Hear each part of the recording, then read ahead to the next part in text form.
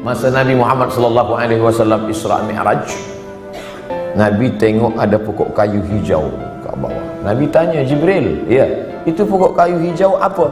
Disitulah dulu Musa bersandar manakala dia tak ada tempat berpegang. Ayah hilang, mak tak ada, istana dah tinggal, manusia tak ada yang dikenal.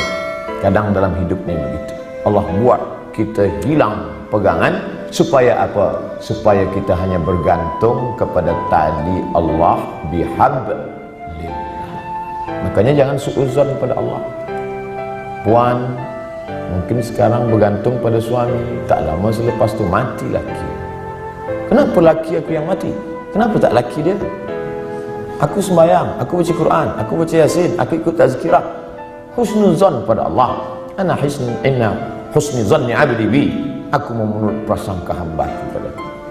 Mungkin Allah ingin supaya kita hanya bergantung kepada Allah semata. La haula wala quwata illa billah. Makanya perempuan yang tabah, dia tak menangis. Mati laki dia tak ada nangis. Awak tak menangis? Tak, saya bergantung pada Allah. Kenapa tak menangis? Memang saya lama dah tunggu. Sebab laki itu tak elok, jahat, tak sembahyang. Oleh sebab itu maka kita husnuzan pada Allah. Anak ada, bini ada, unta ada, kebun ada, berpegang kepada makhluk. Allah uji, Allah matikan anaknya, dia tetap berpegang. Allah buat unta lembu mati, kambing mati, tetap. Allah buat pula kebun-kebun yang hijau menguning, layu mati kering, tetap juga. Tinggal seorang saja yang tempat dia bersama, rahmah. Maka disebut dalam doa orang menikah, Allahumma arham bainahuma kama rahimta baina Ayyuba wa rahmah. Ya Allah, buatlah mereka berdua berkasih sayang sebagaimana berkasih sayangnya Ayyub dan Siti Rahmah. Rahmah setia. Harta tak ada, anak mati, kambing mati, tanaman kering, tetap cinta kepada Ayyub. Sampai masa ujian, di bawah ujian, jatuh serendah-rendahnya dari kaya raya, hilang semuanya, datang penyakit kulit, berulat daging, tetap juga. Namun meminta kepada Allah tidak, malu dia. Ayub tak ada minta pada Allah, ya Allah, dulu aku elok, rezeki banyak, ini kenapa anak mati, tanaman mati kering, onta mati, datang pula penyakit kulit, salah aku apa? Tak ada. Ayub marah kepada Allah. Sampai akhirnya Rahmah tak tahan. Apa kata isteri Ayub? Berdoalah pada Allah Ayub, mengadulah pada Allah. Apa kata Ayub? Rabbi anni massani ad-dur wa anta arhamur rahimin.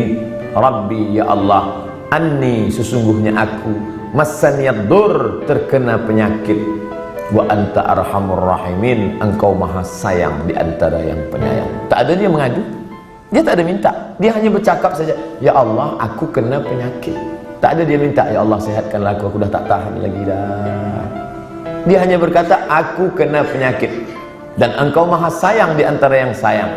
Maka saat itu apa kata Allah? Urkud birijlika, tumit engkau pijakkan ke tanah, keluarlah air memancar, mughtasalun baridun, air yang sejuk, dia mandi sehat walafiat, dibalikkan Allah lagi semua yang hilang. Bersandar, berpegang kepada Allah, tak ada jalan lain. Hablum minallah. Faqsusil qasasah, ceritakan kisah-kisah itu hai Muhammad sallallahu alaihi wasallam. Ceritakan kisah-kisah itu wahai Abdul Somad, supaya apa? La'allahum yatafakkarun, supaya manusia ni berfikir, jangan dia sangka dia saja yang diuji Allah, bahawa nabi-nabi dulu pun ujian hidupnya luar biasa. Mereka luar biasa. Kalau Ustaz Abdul Somad biasa di luar. Di Sumatera, di Kalimantan, di Sulawesi, di Papua, saya bagi tazkirah di luar. Orang dalam masjid, saya di luar. Di Padang, di Malaysia, alhamdulillah di dalam. berpegang kepada Allah Subhanahu wa taala. Datang risau susah hati, kemana risau hati nak dialamatkan? Ambil air sembahyang, menghadap kepada Allah, angkat dua tangan, Allahu Akbar. Kadang ada orang ini dia nampak kita tenang, macam tak ada masalah dalam hidup, tapi dia tak sembahyang, dia tak baca Quran, dia tak berzikir. Kenapa dia tenang? Rupa dadah. Patutlah tenang, nak gila dah. Tidak ada jalan lain. Sebenarnya orang yang minum khamar tu yang nak dia cari apa? Ketenangan. Orang yang pakai dadah tu sebenarnya yang nak dia cari apa? Ketenangan. Orang yang makan itu ini sebenarnya ketenangan. Maka ketenangan semua ini palsu. Ketenangan ini tidak ada yang betul. Saya sampai office pukul 7. Biasa office cepat hari itu saya sampai. Ada seorang kaki tangan, Ustaz Somad cepat sampai. Ya, ada yang saya nak tanya pada Ustaz. Sebenarnya lama saya dah nak tanya, cuma malu di majlis. Ini kita tak ada orang lain, saya nak tanya. Apa? Saya kalau dengar lagu dangdut tenang hati saya. Kata saya, ini tak betul. Ketenangan yang betul adalah tenang masa berzikir, tenang masa berselawat. Kadang kita ni jaga pagi tidur, sempit rasa hidup, tak tahu entah apa yang menyusahkan hati, maka lapangkan. Orang lain dia kata, bila anda nak tenang, pejamkan mata, tarik nafas, tarik, tahan. Kita tak diajarkan macam tu. Kita diajarkan hadapi hidup ini, serahkan pada Allah Subhanahu wa taala, berzikirlah. Apa zikir? Kata ustaz ini banyak-banyak berselawat. Bila engkau susah hati, banyak-banyak berselawat.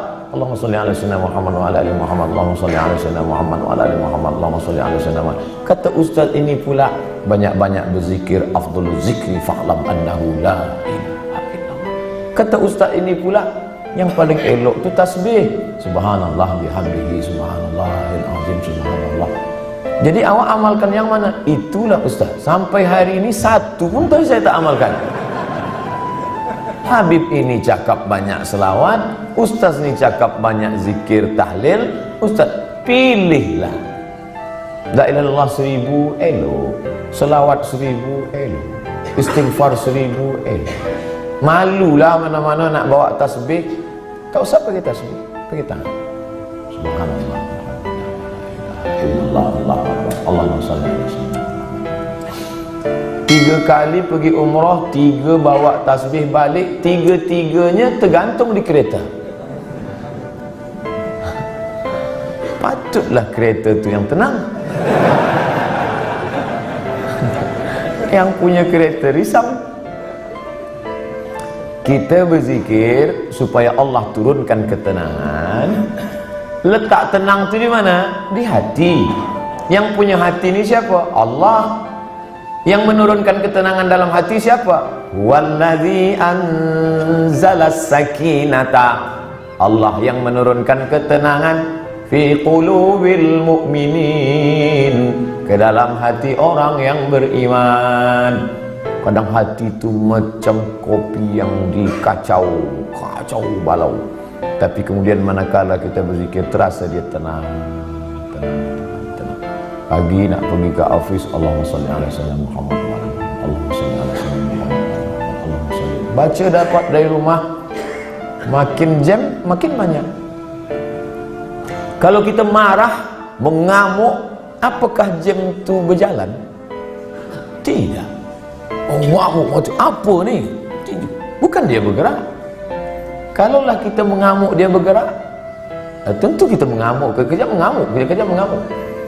Dia tidak akan merubah apapun. Maka banyak-banyak berzikir, banyak-banyak berselawat. Apalagi kita duduk di kota besar, internasional. Nak berangkat pagi, jam, balik jam, di tempat kerja pula banyak masalah. Bila lagi kita nak dapat ketenangan? Maka tak ada jalan lain kecuali hablum minallah. Berzikir. Saya malu nak bawa tasbih Ustaz. Okey, ada yang sekarang pasang macam ring cincin. Okey.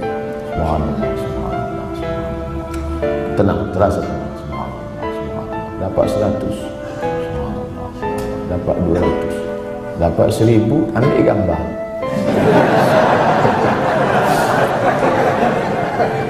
Langsung upload. Alhamdulillah dah 1000 pagi ni. Bukan itu. Kita ni beramal bukan nak tunjuk pada orang. Kita beramal untuk kita dengan Allah. Itulah yang disebut dengan hablum minallah. Merasa sunyi di tengah keramaian. Ini ramai, banyak orang, tapi kita merasa sunyi sebab kita berdua sahaja dengan Allah. Manakala kita sendiri, sunyi. Dalam kereta sunyi, tak ada orang, tapi kita pun merasa ramai. Saya Ustaz, walaupun saya balik dari office sendiri, seorang saja, tapi saya merasa ramai. Dengan siapa? Ada Michael Jackson, ada Bryan Adams. Bukan dengan dia, tapi kita bersama dengan Allah. Hablum minallah. Kira-kira orang-orang soleh itu apakah tak ada takut dalam hatinya? Sahabat-sahabat Nabi itu apakah tak ada risau dalam hati dia? Abu Bakar Siddiq bukan tangguh, dekat dengan Nabi SAW, berdua. Orang pertama masuk Islam lelaki Abu Bakar, perempuan Khadijah, budak kecil Sayyidina Ali, hamba sahaya. Ini orang paling dekat dengan Nabi. Tapi manakala dia berada di Jabal Thur dan dia tengok kaki orang kafir Quraisy, sikit lagi nak tangkap kaki dah nampak.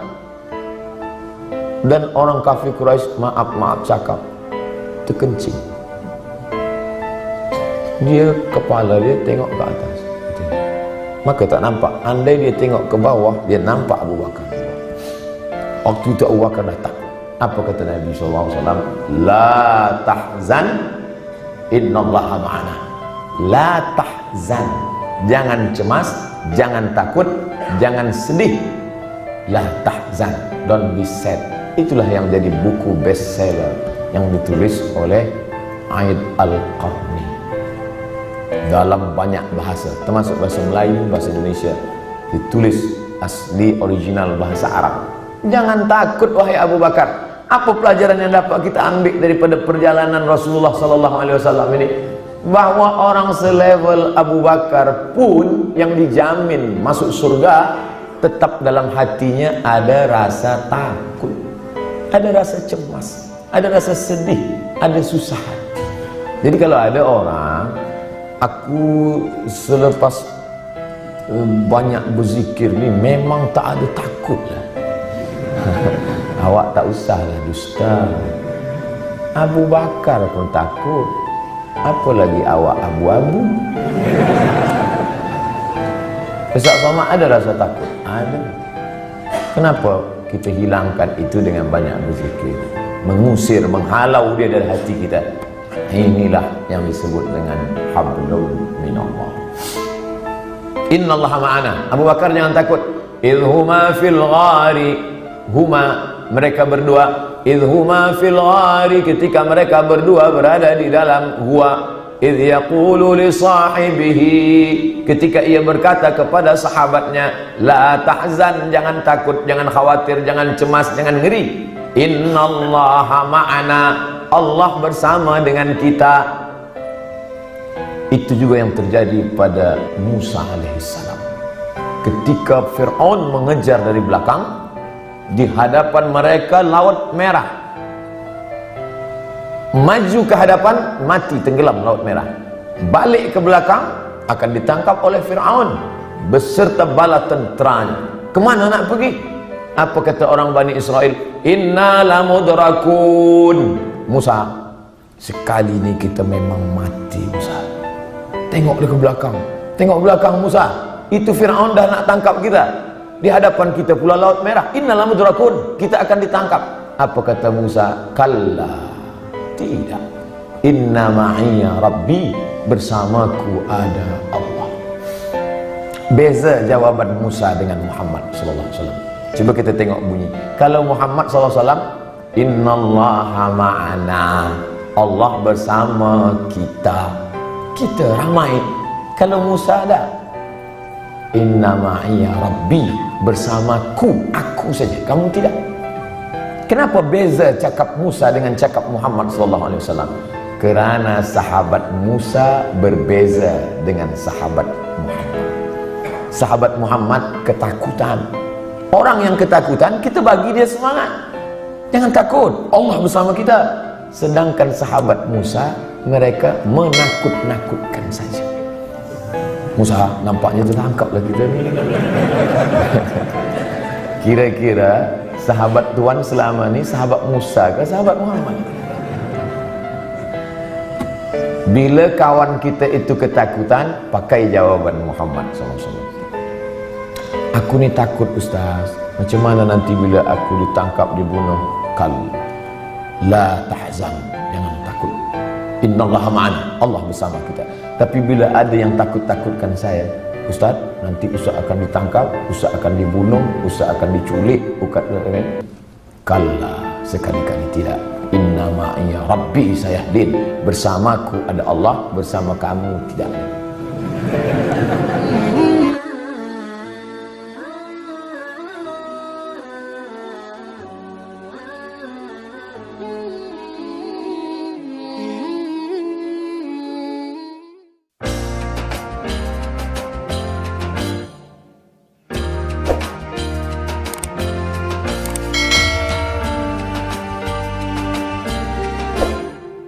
Pokoknya jangan lupa like, subscribe, komen.